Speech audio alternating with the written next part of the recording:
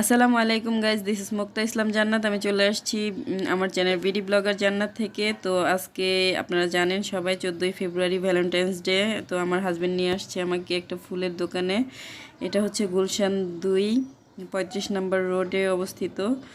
তো দেখতেই পাচ্ছেন এই যে দোকানটার নাম হচ্ছে পুষ্পানীর। তো আমাকে অনেকগুলো ফুল কিনে দিয়েছে, একটা ফুলের বাকেট কিনে দিয়েছে। তো আমি বকবক করছি না, তো দেখুন কত সুন্দর সুন্দর ফুল।